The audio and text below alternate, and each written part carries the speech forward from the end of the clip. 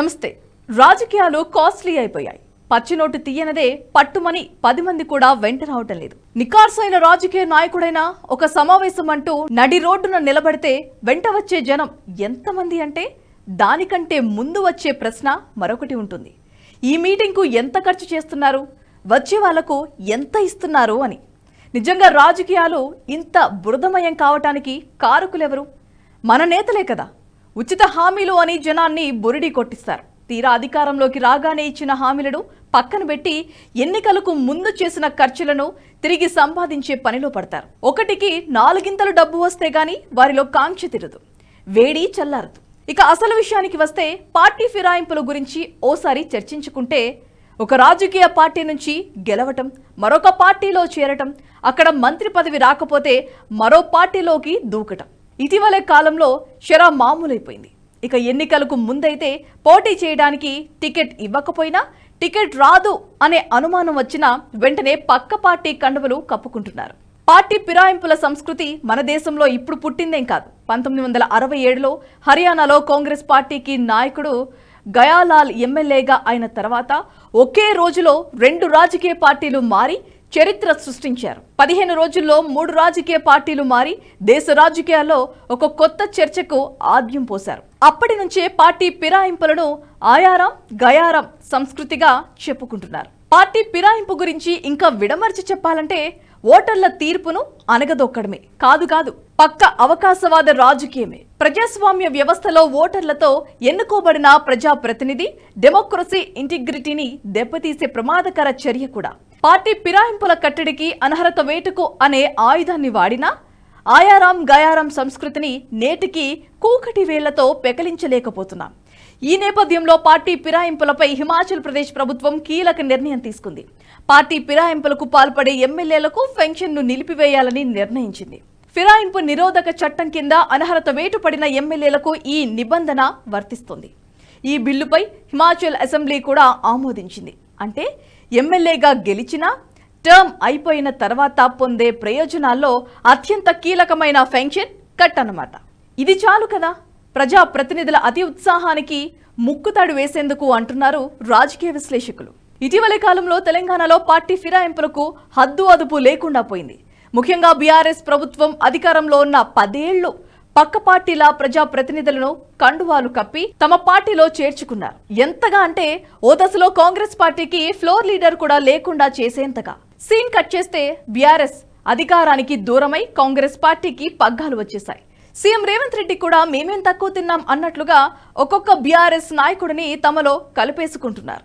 BRS working president KTR ఈ ఇష్యూను దేశవ్యాప్తం చేయాలనే target గా ఏకంగా ఢిల్లీలోనే ప్రెస్ మీట్ పెట్టి ఎన్నికలకు ముందు ఫిరాయింపులపై రేవంత్ రెడ్డి మాటను, రాహుల్ గాంధీ చెప్పిన మాటలను వల్లెవేశారు. పార్టీ ఫిరాయింపులపై కేంద్ర మంత్రి బండి సంజయ్ కూడా ఘాటుగానే స్పందించారు.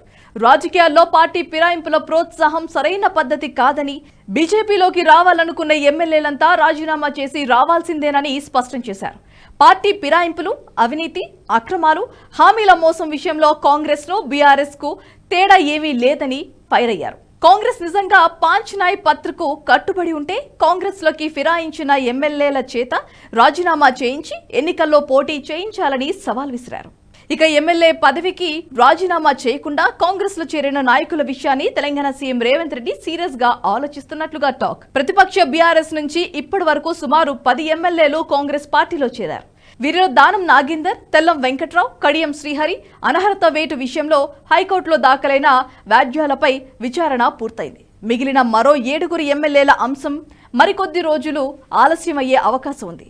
పక్క రాష్ట్రాల్లో జరిగిన అనుభవాలను దృష్టిలో ఉంచుకున్న రేవంత్ రెడ్డి పార్టీ మారిన వారి చేత రాజీనామాలు చేయించి ఉప ఎన్నికలకు వెళ్లాలని ఆలోచిస్తున్నట్లుగా ప్రచారం జరుగుతోంది. ఎమ్మెల్యేల పార్టీ ఫిరాయింపులపై గతంలో మణిపూర్లో ఎమ్మెల్యేల అనర్హతపై స్పీకర్ నిర్ణయం ఆలస్యం కావడంతో కోర్టు వారిని అనర్హులుగా తీర్పునిచ్చింది. అదే సీన్ తెలంగాణలో రిపీట్ కాకూడదని ఎన్నికలకు వెళ్లడమే మంచిదన్న నిర్ణయానికి రేవంత్ వచ్చినట్లుగా తెలుస్తోంది. ఇక ఈ విషయంపై ఏఐసీసీ పెద్దలతో మాట్లాడిన తర్వాత ఓ నిర్ణయానికి వచ్చే అవకాశం ఉందని చర్చ జరుగుతోంది. ఇక పార్టీ ఫిరాయింపుల చట్టం గురించి ఓసారి చర్చించుకుంటే, ఒక రాజకీయ పార్టీ తరపున చట్టసభలకు ఎన్నికైన సభ్యులు అధికార దాహంతో స్వార్థ ప్రయోజనాల కోసం మరొక రాజకీయ పార్టీలోకి మారుతూ ఉంటారు. దీన్నే పార్టీ ఫిరాయించడం అంటారు. దీన్ని నియంత్రించడానికి పార్టీ ఫిరాయింపుల నిరోధక చట్టాన్ని అమలు చేస్తున్నారు. పార్టీ ఫిరాయింపులను నియంత్రించే లక్ష్యంతో 1985లో రాజీవ్ గాంధీ ప్రభుత్వం 52వ రాజ్యాంగ సవరణ ద్వారా ఈ చట్టం చేసింది. దేశ పార్లమెంటరీ ప్రజాస్వామ్య వ్యవస్థను రక్షించి బలోపేతం చేయడమే ఈ చట్టం ముఖ్య ఉద్దేశం. ప్రజాజీవన ప్రక్షాళనలో ఇది మొదటి అడుగు అని రాజీవ్ గాంధీ చట్టం తెచ్చిన సందర్భంగా వ్యాఖ్యానించారు. భారత రాజ్యాంగంలోని ఆర్టికల్ 101, 102, 190, 191లో పార్టీ ఫిరాయింపుల నిరోధక చట్టం గురించి స్పష్టంగా పేర్కొన్నారు. చట్టసభలకు ఎన్నికైన సభ్యులను వివిధ సందర్భాల్లో అనర్హులుగా ప్రకటిస్తారు. 1. ఏదైనా రాజకీయ పార్టీ నుంచి ఎన్నికైన సభ్యుడు ఆ పార్టీ సభ్యత్వానికి స్వచ్ఛందంగా రాజీనామా చేసినప్పుడు. 2. స్వతంత్ర అభ్యర్థిగా చట్టసభకు ఎన్నికైన సభ్యుడు తర్వాత ఏదైనా రాజకీయ పార్టీలోకి చేరినప్పుడు. 3. చట్టసభల్లో తన పార్టీ జారీ చేసిన విప్కు విరుద్ధంగా సభ్యుడు ఓటు వేసిన సభకు గైహాజరు సందర్భంలో.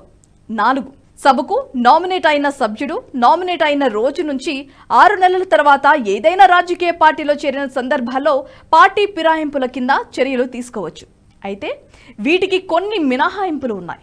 ఒక రాజకీయ పార్టీ మరొక పార్టీలో విలీనమైనప్పుడు ఆ పార్టీ సభ్యులకు అనర్హత వర్తించదు. పార్టీలోని మొత్తం సభ్యుల్లో 2/3వ వంతు సభ్యులు వేరొక రాజకీయ పార్టీలోకి మారినప్పుడు కూడా ఈ చట్టం వర్తించదు. Lok Sabha speaker, deputy speaker, Rajya Sabha deputy chairman, assembly speaker, deputy speaker, శాసనమండలి చైర్మన్, డిప్యూటీ చైర్మన్లు తమ పార్టీ సభ్యత్వానికి స్వచ్ఛందంగా రాజీనామా చేసినప్పటికీ ఈ చట్టం ప్రకారం అనర్హత వర్తించదు. పార్టీ ఫిరాయింపుల నిరోధక చట్టం ప్రకారం పార్టీ ఫిరాయింపులకు పాల్పడిన సభ్యుల అనర్హతను ప్రకటించే నిర్ణయాధికారం ఆయా చట్టసభల సభ అధ్యక్షులకే ఉంటుంది. లోక్సభ సభ్యుల అనర్హతలను లోక్సభ స్పీకర్, రాజ్యసభ సభ్యుల అనర్హతలను రాజ్యసభ చైర్మన్, శాసనసభ సభ్యుల అనర్హతలను అసెంబ్లీ స్పీకర్, శాసనమండలి సభ్యుల అనర్హతలను శాసనమండలి చైర్మన్ ప్రకటిస్తారు.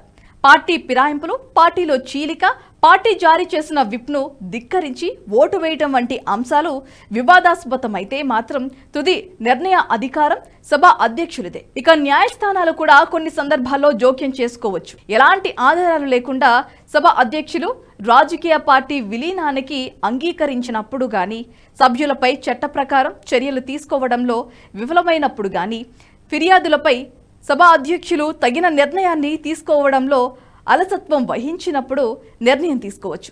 ఇక పార్టీ ఫిరాయింపుల నిరోధక చట్టం ప్రకారం అనర్హతకు గురైన మొదటి శాసనసభ సభ్యుడు మిజోరాం ఎమ్మెల్యే లాల్ డుహేమా 2018లో మిజోరాం అసెంబ్లీకి స్వతంత్ర అభ్యర్థిగా ఎన్నికైన తర్వాత జోరం పీపుల్స్ మూవ్మెంట్ పార్టీలో చేరటంతో 2020లో డుహేమాను అనర్హుడిగా ప్రకటించారు.